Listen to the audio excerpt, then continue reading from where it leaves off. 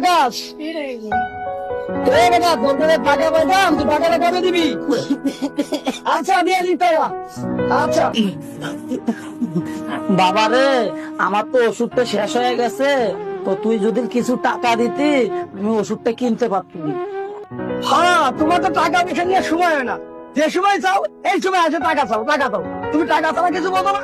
তুমি এত যাও, আমাকে টাকা পয়সা নাই, আমি তোমার টাকা পয়সা দিতে পারতাম না। যাও তুমি যাও, অন্য টাকা দিয়ে টাকা পয়সা দিয়ে ওষুধ কিনে খাও। যাও তুমি যাও।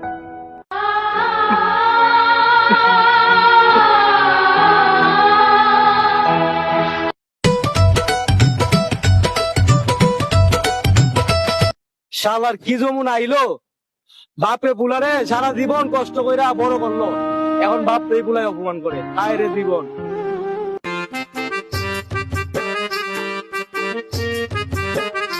আব্বা, আমি না বন্ধুদের সাথে ঘুরতে যাবো, কিছুটা টাকা দিতেন।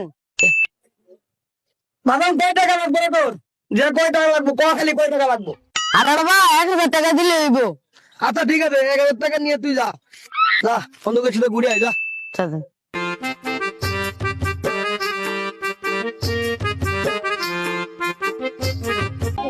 কিরে বন্ধু, তুই তো নিলো কারাম, তোর বাবা যে অসুস্থ, টাকা চাইলে ওষুধ কেনার জন্য, তুই টাকা দিলে না।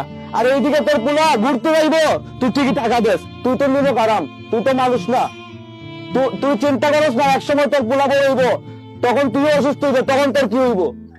তোরে দিয়ে তোর বাপ এত কষ্ট করে বড় করলো, নিজে না খাওয়া তোরে খাওয়াইলো, তুই কি এগুলো ভুললে গেলে? তুই কি একদিন বুড়া হবে না? তখন বুঝবে, এখন বুঝতে পারিস না। পুলারে ঘুরতে যাইতে হবে, তুই টাকা দে। বাপ অসুস্থ, ওষুধ কেনার টাকা নাই, তুই দেস না। যা, তুই একদিন পাইবে, বুঝবে। সময় থাকতে তুই তোর বাপের কাছে গিয়া পা দুইরা মাপসা, নাইলে পরে বিপদে পড়বে।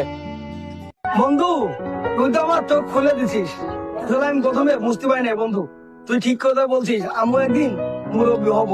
ঠিক আছে বন্ধু, আমি এখন যাই আমার বাপের কাছে মাপতে চাই লই, যাতে আমার আর এই ভুলটা আর কোনোদিন না হয়। বন্ধু তোর ধন্যবাদ, তুই আমার চোখ খুলে দিছিস। আমাদের সমাজে এমনও কিছু সন্তান আছে যারা বাপ মা মুরব্বী হয়ে গেলে তাদের খবর নেয় না।